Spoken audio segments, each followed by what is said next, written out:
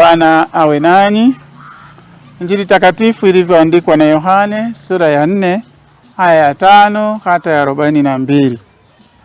Yesu alifika kunako mji wa Samaria uitwao Sikari, karibu na lile shamba ambalo Yakobo alimpa Yusufu mwanaye. Na hapo palikuwa na kisima cha Yakobo. Basi Yesu, kwa sababu amechoka na safari yake, akaketi vivi hivi kisimani. Nayo ilikuwa yapata saa 6. Akaja mwanamke Msamaria kuteka maji.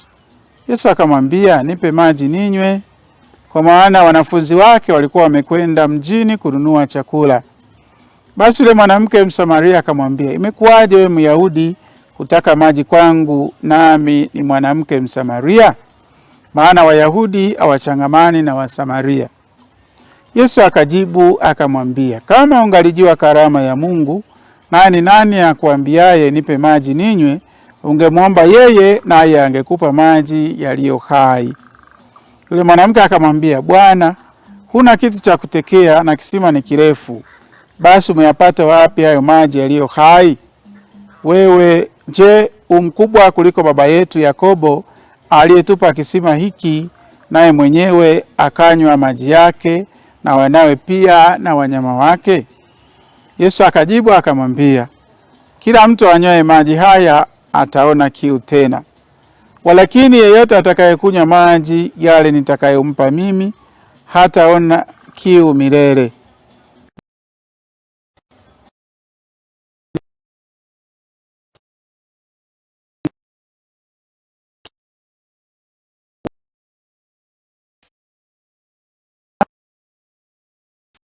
Ni kiu wala nisije kuteka hapa. Yesu akamwambia, nenda ukamwite mumeo uje naye hapa. Yule mwanamke akajibu akasema, sina mume. Yesu akamwambia, umesema vyema, sina mume, kwa maana umekuwa na waume 5, naye uliye naye sasa sio mume wako. Hapo umesema kweli. Yule mwanamke akamwambia, Bwana, naona ya kuwa u nabii. Baba zetu waliabudu katika mlima huu, nanyi usema ya kwamba huko Yerusalemu ni mahali pasapo kuabudia. Yesu akamwambia, mama, unisadiki, saa inakuja ambayo hamtamwabudu Baba katika mlima huu wala kule Yerusalemu. Ninyi mnaabudu msichokijua, na sisi tunaabudu tukijuacho, kwa kuwa wokovu watoka kwa Wayahudi. Lakini saa inakuja, nayo sasa ipo, ambayo waabudu halisi watamwabudu Baba katika roho na kweli. Kwa maana Baba awatafuta watu kama hao wamwabudu.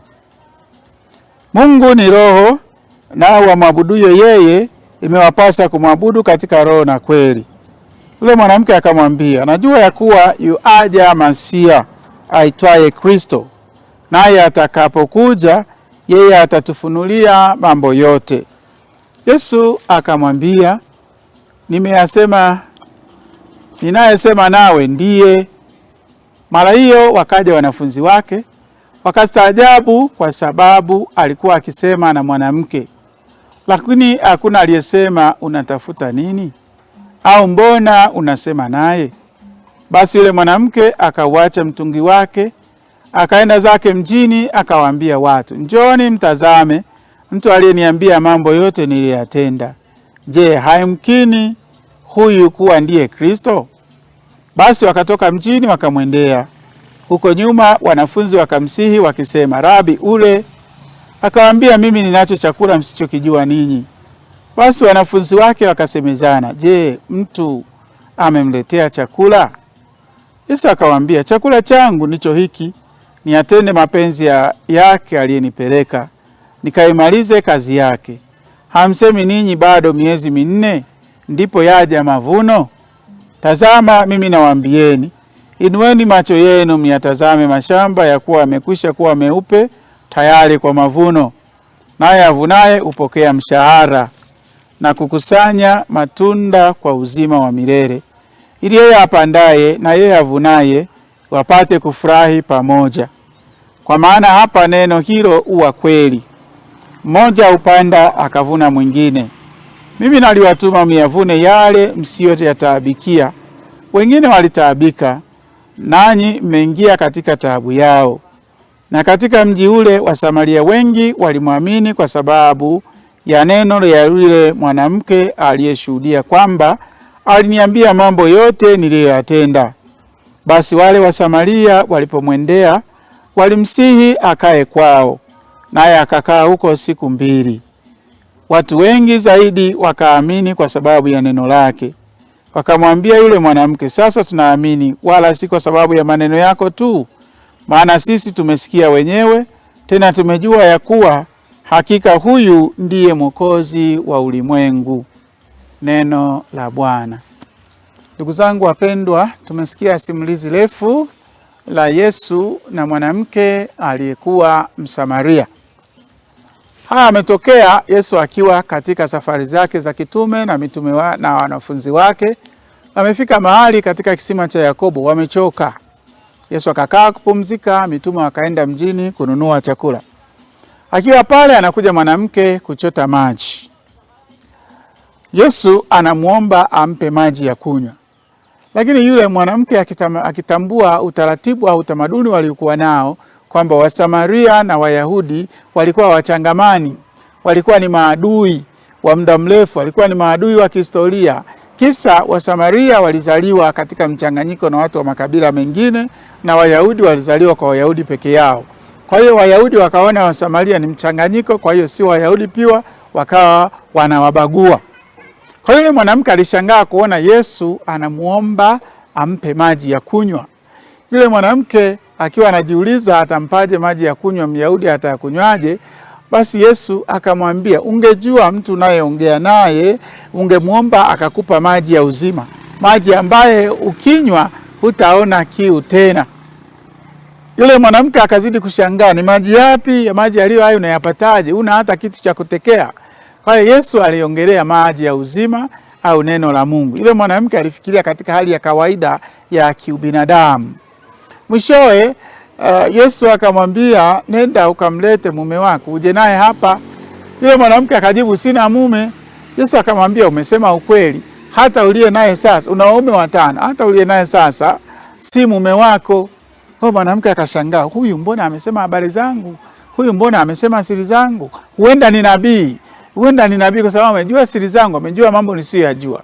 Ndugu zangu wapendwa, binadamu tumekuwa tukidanganyika sana katika hili.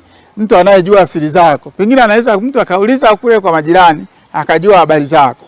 Ikatokea ukaja kwako na shida, ukaja kwake na shida yako, kueleza hiyo shida yako, akakueleza yale ambayo amesikia kwa majirani, ikakufanya wewe uamini. Watu wamehama dini kwa sababu ya kuhakikishiwa au kuambiwa siri zao. Huyu mama amepata ukweli kutoka kwa Yesu mwenyewe. Mwanamke akaanza kujieleza kwamba atakuja Yesu, atatufundisha katika kweli yote. Yeye akasema, unayeongea naye ndiye. Unayeongea naye ndiye. Basi mjadala ukaendelea mpaka mitume wakaja.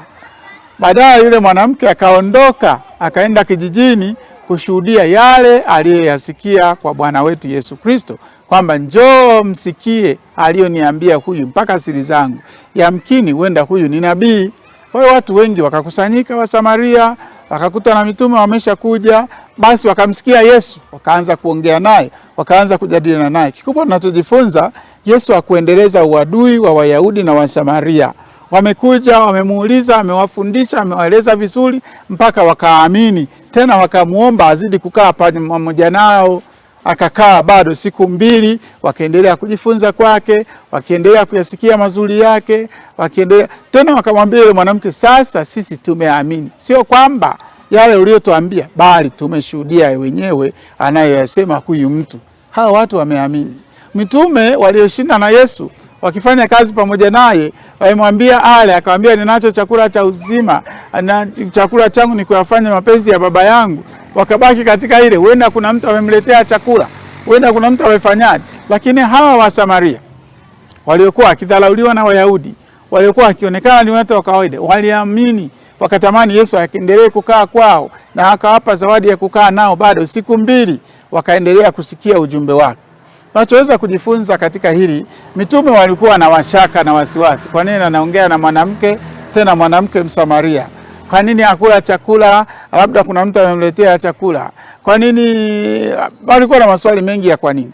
Lakini Wasamaria, pamoja na kudharauliwa kwao, pamoja na kutokuwa pia Wayahudi, bado waliendelea kumwamini Kristo, bado waliendelea kumsikia, bali waliendelea kumtambua kwamba ni yule nabii ambaye anatoka kwa Mwenyezi Mungu, wakaliamini neno lake. Hawakusukumwa na ile maamuzi mbele au makwazo au vitu gani, hapana. Waliamini kabisa huyu ni Kristo mwana wa Mungu, akamwomba akae nao. Mitume walioshinda naye, waliokuwa naye muda mrefu, walijiuliza vitu vingi sana kuhusu Yesu. Walikuwa wanaamini nusu nusu, walikuwa na hofu na wasiwasi, lakini Wasamaria wanatufundisha hata kama unatengwa, hata kama unaonekana mbaya, hata kama unaonekana usifai, hata kama unaonekana ustahili, hata kama unadharauliwa kwa sababu umezaliwa eneo ambalo pengine inaonekana la chini kabisa, bado wewe endelea kumwamini Mungu. Mbele ya Mungu usijidharau.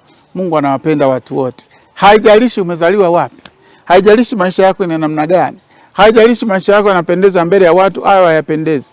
Mungu tu ndiye mwamuzi wa yote. Mwamini Mungu katika hali yoyote ulionayo. Uwe tajiri, uwe maskini, wewe umesoma, wewe hujasoma, sote tu mali ya Bwana, na alikuwa kumfuata yeye, na alikuwa kumwamini yeye, na alikuwa kuongozwa na mafundisho yake na kuyaweka katika matendo kwa kuwapenda wenzetu. Awabariki Mungu Mwenyezi, Baba, Mwana na Roho Mtakatifu.